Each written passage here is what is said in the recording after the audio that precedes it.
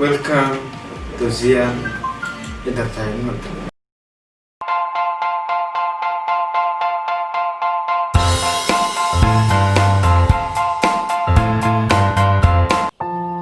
Sejarawan Anhar Gonggong Nasution menilai rekayasa Sumpah Pemuda tidak memiliki maksud negatif. Justru, rekayasa terhadap Sumpah Pemuda dilakukan untuk menumbuhkan semangat pergerakan nasional dan persatuan bangsa. Rekayasa ini semangatnya berbeda dengan masa Orde Baru. Anhar menjelaskan, pada 28 Oktober 1928, hasil Kongres Pemuda II memang tidak langsung dinamai Sumpah Pemuda. Nama hasil kongres pada waktu itu adalah Ikrar Pemuda. Barulah pada 1970-an diubah oleh Muhammad Yamin menjadi Sumpah Pemuda. Waktu itu bahkan tidak ada kata rekayasa, yang ada bagaimana menciptakan persatuan.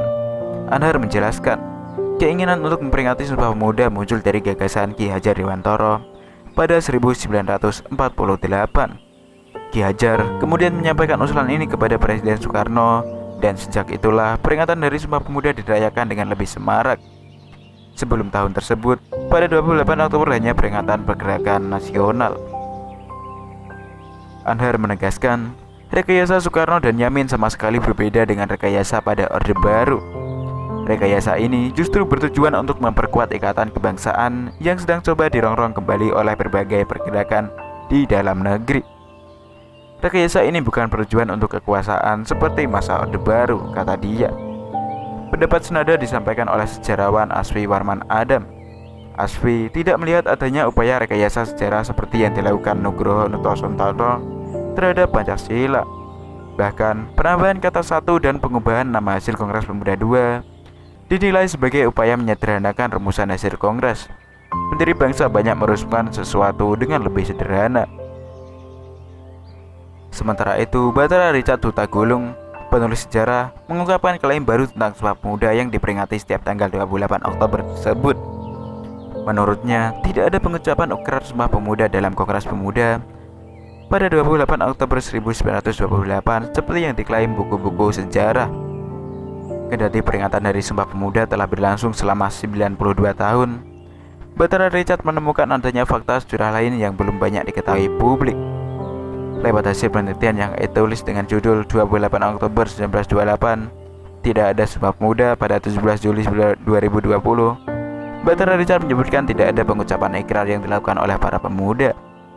Selama puluhan tahun, rakyat Indonesia percaya bahwa pada 28 Oktober 1928, para pemuda pribumi yang tergabung dalam berbagai organisasi-organisasi di wilayah jajahan Belanda mengucapkan Sumpah Pemuda. Apabila diteliti lebih dalam, terlihat bahwa pada 28 Oktober 1928 tidak ada yang dinamakan Sumpah Pemuda. Penamaan ini merupakan rekayasa di tahun 1960-an. Ia meneliti berdasarkan hasil-hasil rapat Kongres Pemuda II, tidak ditemukan adanya pembacaan atau pengucapan ikrar. Hasil pembahasan Kongres Pemuda II yang pada waktu itu dalam bahasa Melayu dinamakan Kerapatan Pemuda-Pemudi Indonesia II diformulasikan sebagai resolusi. Tidak ada pembacaan sumpah atau ikrar bersama. Baru di tahun 1990-an, hasil Kerapatan Pemuda ini dinamakan sebagai Sumpah Pemuda untuk disejarkan dengan Sumpah Palapa Gajah Mada untuk kepentingan politik saat itu. Ia menjelaskan dalam Kerapatan Pemuda-Pemudi Indonesia II yang dihadiri oleh Sugondo Joyopuspito, Djoko Marsaid, Muhammad Yamin, Aris Syarifuddin, dan beberapa tokoh lain itu juga diikuti oleh masyarakat luas. Rapat terbuka itu mengakibatkan membludaknya animo masyarakat yang hadir di sidang yang dilaksanakan selama 2 hari. Tak tanggung-tanggung, saat itu 700-an orang memenuhi tempat sidang. Meski begitu, hanya 80 orang yang tercatat sebagai peserta resmi yang mewakili 9 organisasi pemuda pribumi.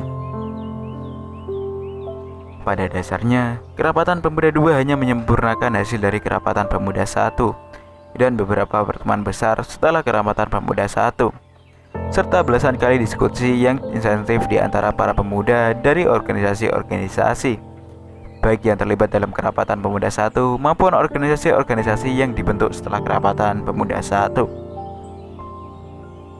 Gagasan membentuk bahasa Indonesia dan mendirikan negara Indonesia atau nation state, serta akan menggunakan bahasa Indonesia sebagai bahasa persatuan, dirumuskan dalam resolusi sebagai putusan Kongres Pemuda II. Resolusi tersebut dibacakan oleh Ketua Sidang Sugondo Joyopuspito pada sidang ketiga. Sidang terakhir tanggal 28 Oktober 1928. Resolusi itulah yang kini dikenal dengan naskah Sumpah Pemuda yang selalu dibaca setiap tanggal 28 Oktober. Hanya, Batara menyoroti kesalahpahaman sejarah yang selama ini telah beredar luas di masyarakat Indonesia. Ia menampik dahulu para tokoh yang terlibat dalam Kongres Pemuda itu membacakan dan mengikrarkan diri.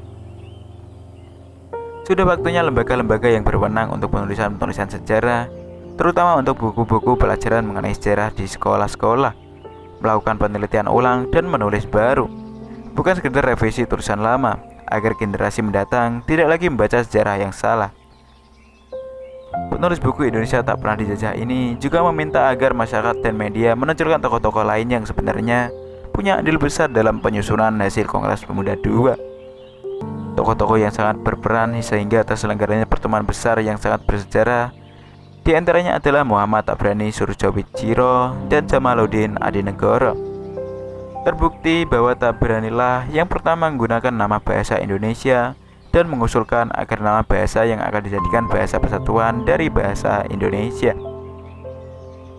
yang akan dibentuk bukan bahasa Melayu sebagaimana diusulkan oleh Muhammad Yamin, melainkan dinamakan bahasa Indonesia.